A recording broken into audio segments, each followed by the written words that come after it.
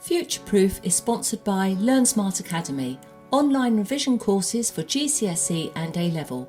All your revision in one place, organised for you, interactive and game-changing.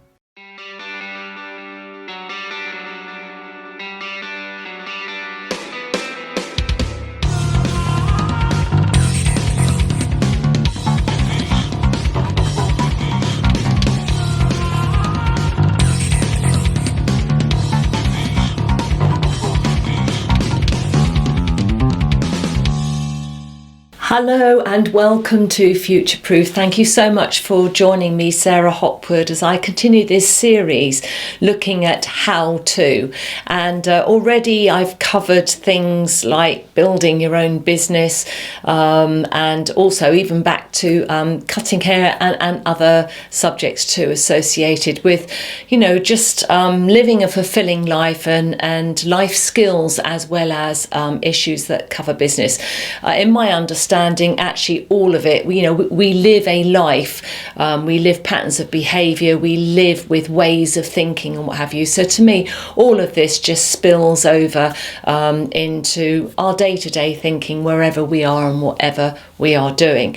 And in these programmes now just coming up, I want to talk about the negotiation process and how to negotiate effectively. And I really followed with interest the negotiations that were going on over Brexit. And this isn't a political stance at all, but I was listening and watching what was going on, and I was thinking about the negotiation process. And I have to say, in my mind, at no point did I think we would ever not reach a negotiation. I could see from posturing to delaying to other things that are general tactics that are used in the negotiation process.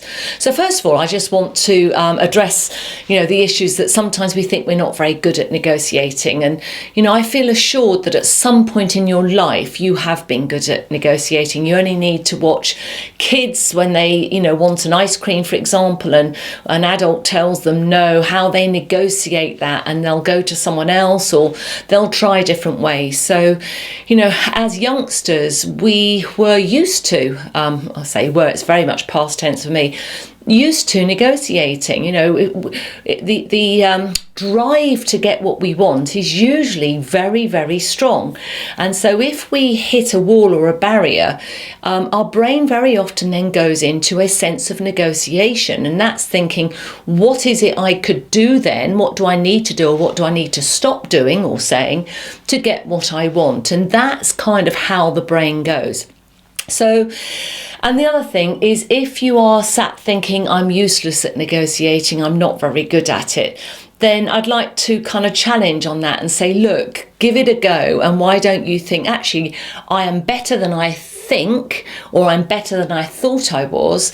And also maybe say, maybe there's room for improvement. Maybe there are some things that I can learn that will really help me in the negotiation process. Personally, I found once I understood the process and I could identify tactics, and I have to say, with the Brexit, I could identify tactics that were taking place. And when you see it from a tactical point of view, it's amazing how you can almost step back from the emotional side of it, and you just see something going on and you go, oh, I know what this is. This is a tactic, rather than actually listening directly and, if you like, reacting to everything that is actually being said or done. And when you identify something as a tactic, it actually enables you to remove some of that emotion. And when you remove emotion, you can then see things better from an aerial view. And it's a bit like looking down on an ordnance survey map and on a landscape, and you're watching all the troops and the artillery or whatever moving into place, and you start to see a pattern of behaviour and you identify with it. I would never ever advocate leaving the emotion out all the time. I think take it away for a while, Maybe sort of look at, as I say, the tactics, look at the landscape, think what your role is in that, where you want to be on that landscape and whether that feels right. And then once you've kind of got a map in front of you, put the emotion back, put the intuition back and say, does this feel right? Does it fit with my core values? Would I, persuade my children to behave in this way or to think in this way? And just double check it against your core values to make sure you're not breaking any really strong internal protocol that you might have. All of us can be tempted to break our own moral codes, the glistening stars and the desperation of wanting and getting what we want can sometimes just overwhelm us, and sometimes can even trump some of the core values that we have, and we knowingly ignore a value just because the pull to get what we want is so strong. And anything like this, credibility, character, those things that are so important to you are on show when we're negotiating. So I would really recommend, please be very careful about breaking your own values as you are negotiating, because it usually comes back to bite you. And remember, whoever you meet going up a ladder, you'll always meet them coming back down again, so just take a bit of care there. Okay, so I'm going to be talking about understanding negotiation styles, recognizing and counter negotiation tactics, which I've just touched on, communication. Communicate well in the negotiation process, that's really important. Work through deadlock, we definitely saw that with Brexit. And work as a team negotiator. Sometimes you're negotiating a team, sometimes you're negotiating on your own. This is really important, the next one, understanding the 6 stages of negotiation. And that's what I really identified in what I was watching in the media recently.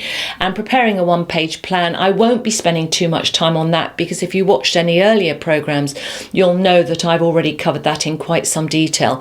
If you want to look back on any programs, then you can see them if you Google Future Proof Television or Sarah Hopwood Future Proof. You can see it on YouTube, and you can go back and have a look at what has already been covered. So there are 6 easy negotiation steps, and I'm just going to talk through these going into the break, and then I'll pick up on the rest of them on the other side of the break, because these are incredibly important, not only for you to get what you want, but also for you to recognise where you are in the process. It's so empowering when you, as I say, can give yourself an aerial view. Preparation is key. And if I think it's that saying, if you don't prepare, then you prepare to fail. And in the speaking circuit, so often people who say they can't speak very well, they lack confidence, 9 times out of 10, when you look at it, they have not prepared enough before standing up and starting to present on something. 70% actually of the time involved should always be on preparation. In fact, regardless of what you're doing, 70% is preparation. And there are people like, famous people who have stood up and given talks, and then, somebody has said, how many, did you just stand up here and wing it, or how many times did you rehearse or prepare? And, I remember a very famous speaker just said, I prepared, I did a dry run on this. It was like 25, 35 times or more. So, never ever underestimate the importance of preparation. So how would you prepare? Well, more than anything, you need to know as much as you can about the people that you are going to be negotiating with. And, how often have people walked into a negotiation room and they haven't even done any kind of searching or investigation as to why the other people are in the negotiation room? What is most important to them? What are their values as a company? What's their trail?